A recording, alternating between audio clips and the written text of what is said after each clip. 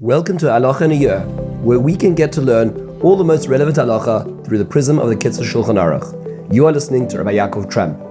This year is kindly sponsored by the Moshe Group and CA in zechus of Rivka Béla bas נחama Shifra and in honor of Rabbi Trump. We now move on in the Kitzur Shulchan Aruch to a new section of halacha.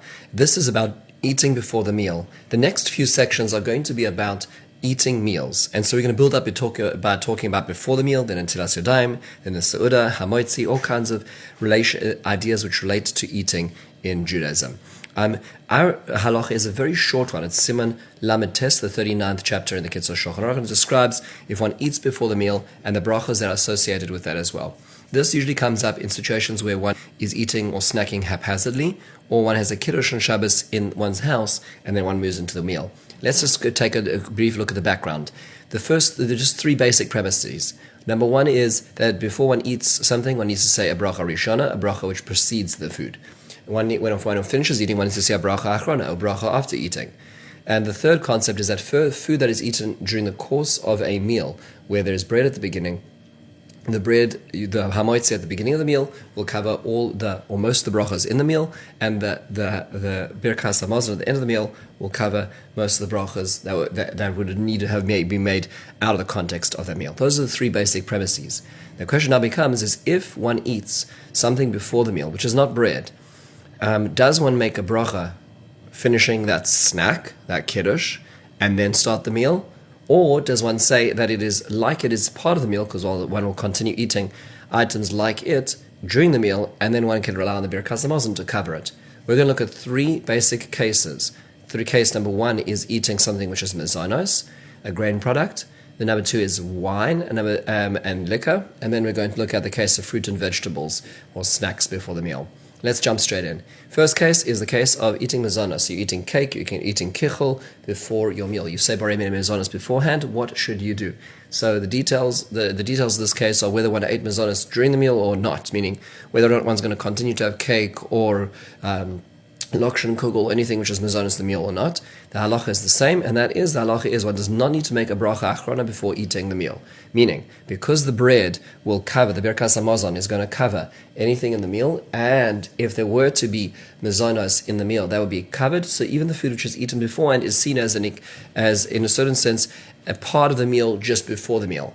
And therefore, one does not need to make a bracha achrona before entering the meal, and the birkas hamazon will cover it as well. That's the logic of it as well. The limitation would be to this is if one ate mezonos and then had a long break between the kiddush and the meal, then one would need to say a bracha of ala mechia beforehand. So if one eats at shul, as an example, or one eats at home, and then one comes home, or one eats at home, and then there's a break, or one takes a walk, or there's an extended break of more than half an hour, then inside that situation, one should say ala mechia and then start the meal, because those are seen as two separate meals. That's case number one. Case number two is really broken into two parts. Now, wine before the meal and liquor before the meal. So let's say one wants to drink wine before the meal. This sometimes happens. One has friends over, one has a little bit of wine, or let's say one is having kiddush before the meal. So what should one do?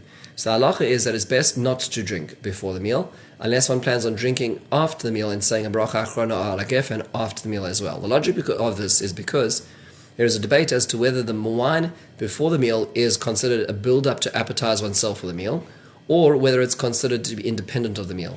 Thus, there's a doubt as to whether one can really say a bracha achrona on that wine before the meal, but there's also a doubt as to whether birkas hamazon covers it, which makes one can't really say ala gefen at the end of that kiddush, that snack before the meal.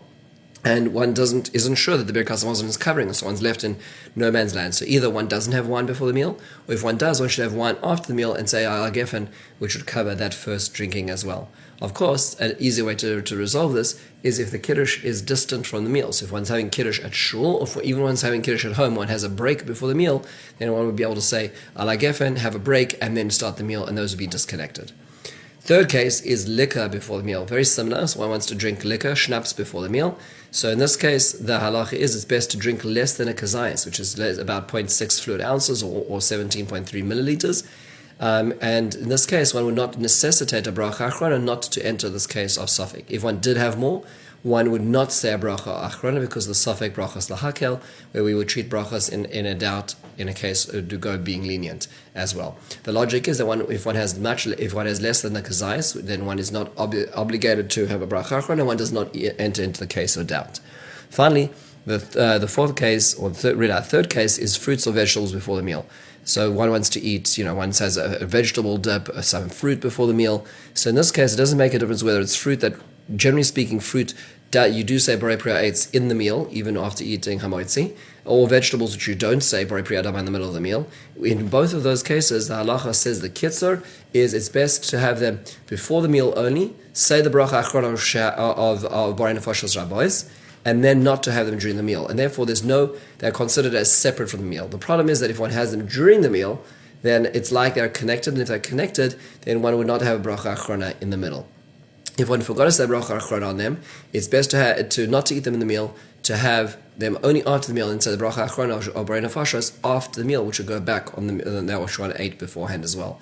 The Mishnah Berurah disagrees and views it slightly differently. He says, if it's something which does not need a bracha during the meal, so let's say vegetables as an example, potatoes, whatever one's having, orange juice, those kind of things that would not require bracha during the meal, then one should say a bracha achrona before the meal because one wants to separate the two activities.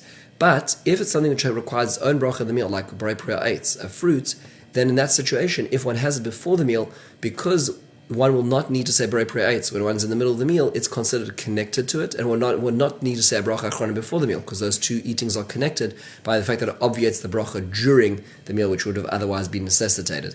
And therefore, one should be able to have no bracha achrona go straight into the meal in this case. Now, if you're feeling confused, this is confusing. These are very confusing cases.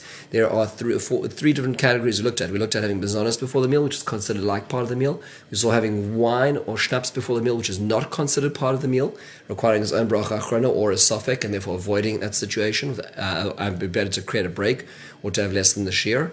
And then the case of fruits and vegetables, where it may depend on whether it requires its own bracha in the meal, or if it's connected to the meal.